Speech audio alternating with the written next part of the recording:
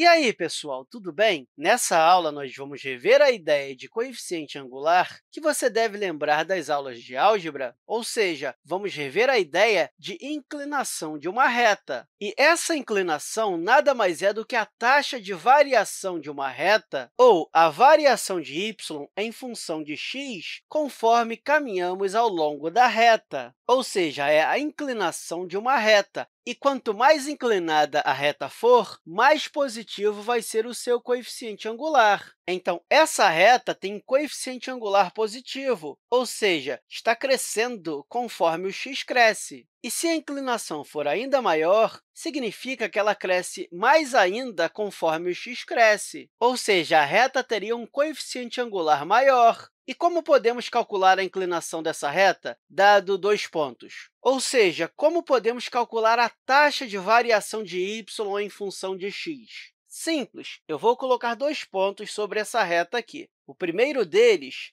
vai ser o ponto que tem as coordenadas x0 e o seu correspondente y0. Portanto, esse é o ponto x0, y0. E o segundo ponto está aqui, que tem as coordenadas x1 e y1, ou seja, é o ponto x1, y1, e a inclinação da reta, que nós podemos chamar por m, é a taxa de variação de y em função de x, ou uma outra maneira de pensar é a variação de y dividido pela variação de x. Só relembrando, esse triângulo é uma letra grega delta, que representa variação. Então, uma variação em y dividido pela variação de x.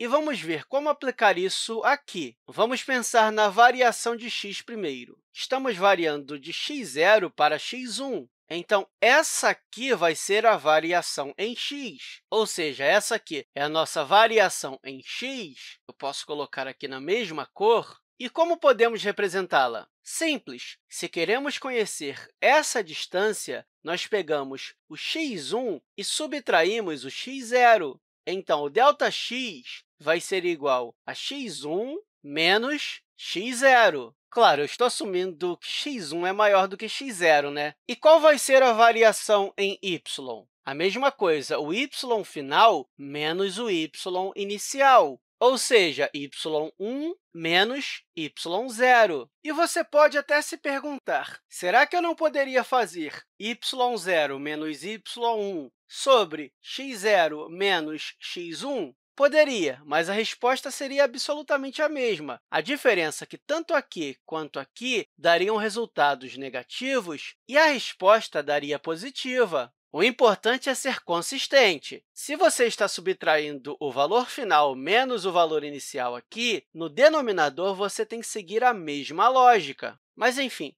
isso aqui provavelmente vocês devem lembrar das aulas de álgebra, que nada mais é do que a definição de inclinação, que é a taxa de variação de y em relação a x, ou seja, é a taxa de variação do nosso eixo vertical em relação ao nosso eixo horizontal. Mas agora eu vou mostrar uma coisa bem interessante. Deixa eu colocar outro plano cartesiano aqui. E aqui nós tínhamos uma reta. E uma reta tem inclinação constante por definição. Ou seja, se você calcular a inclinação entre quaisquer dois pontos, ela será constante para aquela reta. Mas o que acontece quando começamos a lidar com curvas? Ou seja, quando começamos a lidar com curvas não lineares. Digamos que nós temos uma curva assim. Qual é a taxa de variação de y em relação a x dessa curva? Vamos pensar nisso utilizando dois pontos. Vamos dizer que nós temos um ponto aqui, que é o ponto x1, y1, e vamos dizer que nós temos outro ponto aqui, que vai ser o ponto x2,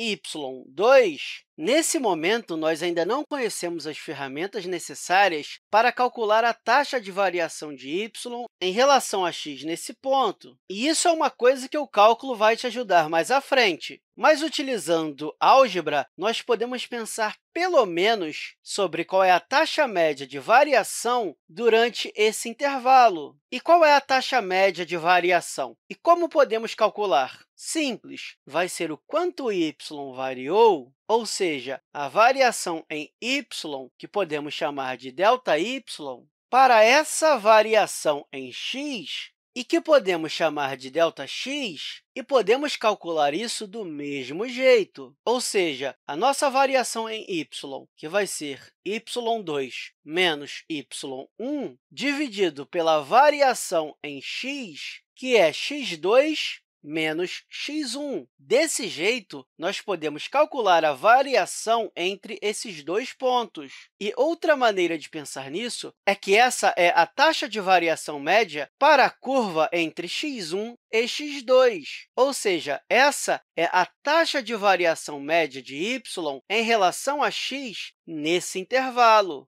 Mas o que vamos descobrir com isso? Simples! Vamos descobrir a inclinação da reta que conecta esses dois pontos, ou seja, a inclinação dessa reta que conecta esses dois pontos. E como chamamos uma reta que toca dois pontos? Chamamos de reta secante. Então, essa é a reta secante. O interessante aqui é que estamos estendendo a ideia de inclinação, ou seja, nós já sabemos como encontrar a inclinação de uma reta que passa por dois pontos, mas para curvas, nós ainda não temos ferramentas. O cálculo vai nos dar isso, mas, por hora, podemos utilizar as nossas ferramentas algébricas. E isso ajuda a descobrir a taxa de variação média entre dois pontos em uma curva. E, para descobrir isso, nós utilizamos a reta secante. E isso é a mesma coisa que descobrir a inclinação da reta secante. Mas eu só vou antecipar um pouquinho aqui. Aonde isso está nos levando? Quais ferramentas vamos utilizar para descobrir